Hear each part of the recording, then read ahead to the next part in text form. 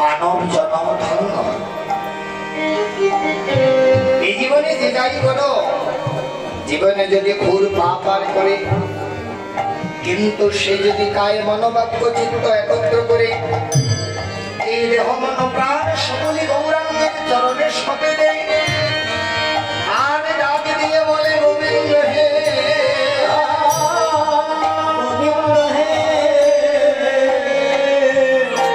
আমি এই জন্মের মতো হয়ে গেলাম, জন্মের মতো হয়ে গেলাম, আমি জন্মের মতো তোমার হয়ে গেলাম, আমি জন্মের মতো তোমার হয়ে গেলাম, জন্মের মতো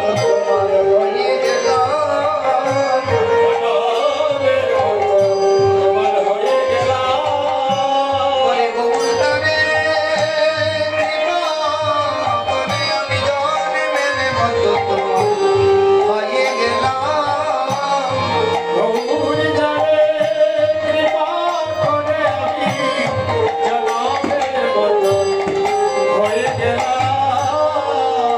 যেজন চরণে প্রাণ সমর্পণ করে সেই তো পরমেশ্বরের সাক্ষাৎ পাবে। আর যেজন আলোর সন্ধানে যাবে তার এই চিত্ত আকাশে সকল অন্ধকারে দূরীভূত হবে। আমাদের অন্তরে অনেক অন্ধকার আছে, যে অন্ধকারের জন্য আমরা ভগবানের দর্শন করতে পারছি না, শ্রী গোবিন্দের সান্নিধ্য লাভ করতে পারছি না। সেই সকল অন্ধকারকে নাশ করতে হলে প্রকৃত গুরুচরণ আশ্রয় করতে হবে।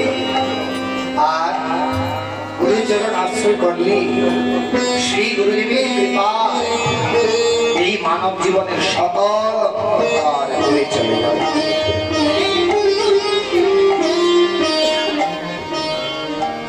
আর যখন সকল অন্ধকার দূরীভূত হয়ে যাবে তখন এই মানব জীবনের সার্থকতা আসবে।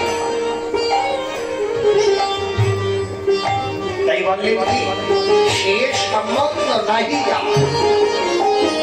বৃথা জন্ম গেল কার,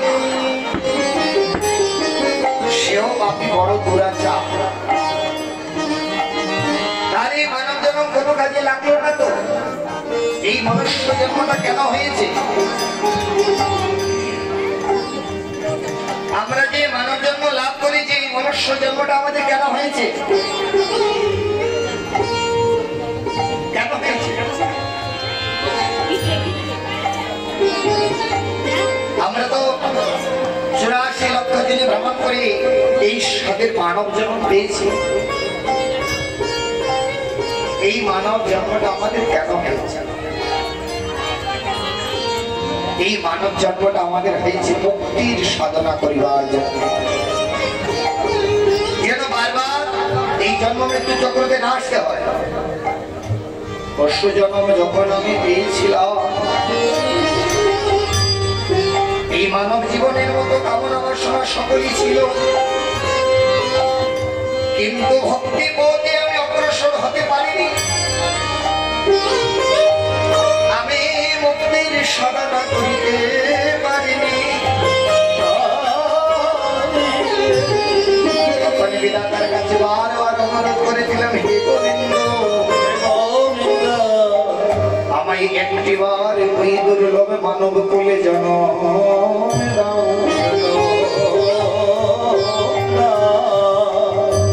আমি ওই মানব কুলে জন্ম নেব, আর মানব কুলে জন্ম নিয়ে আমি এই মানব জন্ম ধন্য করব।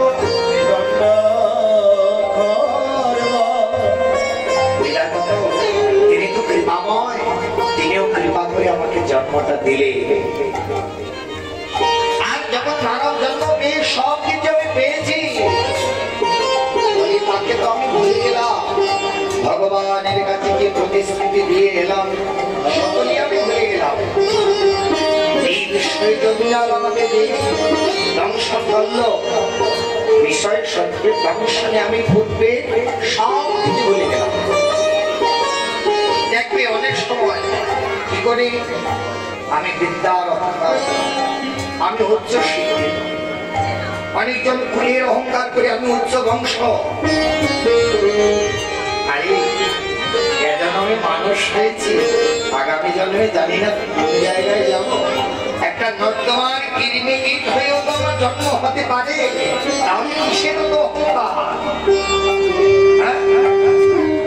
কিসের তো গৌরব। আর বিদ্যার অহংকার যে করছো, ভগবান যদি একটু চাবিকাঠি নেড়ে সব চলে যাবে।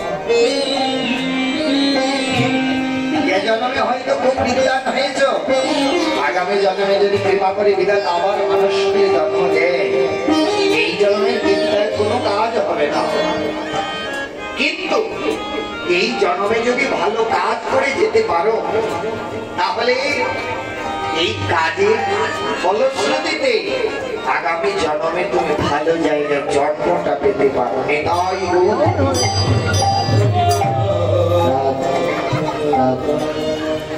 ভালো জন্মটা তুমি পেতে পারো এই জন্মের সুকৃতির ফলে। কিন্তু এই জন্মে যদি নিকৃষ্ট কাজ করো, আগামী জন্মে কোথায় গিয়ে পড়বে তা বলতে পারবে। তখন হাজার চিন্তা দিলে বিরাট কোনো কৃপা করবে না। তাই সাধন ভজন ভক্তির অনুক্ষণ এই মানব জীবনের মূল লক্ষ্য হচ্ছে পরমেশ্বর প্রাপ্তি, পরমেশ্বরের সান্নিধ্য লাভ করা। এটাই মনুষ্য জন্মের মূল উদ্দেশ্য। আর তা ছেড়ে যদি অন্য কিছু করতে চাও, তাহলে মানুষ জন্ম নিয়ে কি হলো? তাহলে পশু জন্মটাই ভালো ছিল। কাম কামনা বাসনা একটা মানুষের যেমন বিষয়ে থাকতে চায়, একটা মানুষ যেমন তার সংসার বৃদ্ধি করতে চায়, একটা পশুর মধ্যেও ঠিক তেমনই আছে। কিন্তু মানুষ ইচ্ছা করলে ভক্তি করতে পারে, মানুষ ইচ্ছে করলে উচ্চ স্থানে যেতে পারে, মানুষ ইচ্ছে করলে ভগবানের সেবায় নিয়োগ হতে পারে।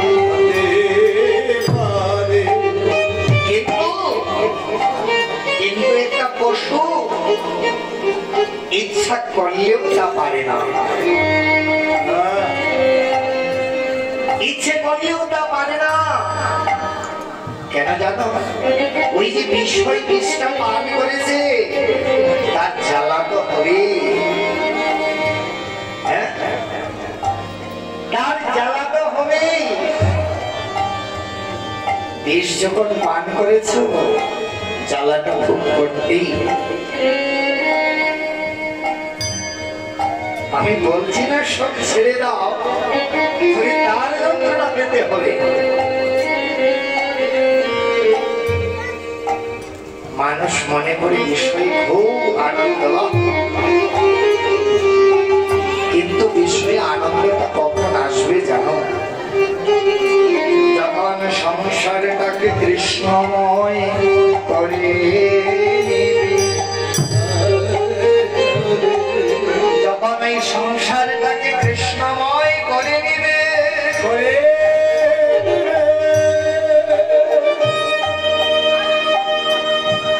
তখন সংসারে আনন্দ আসবে,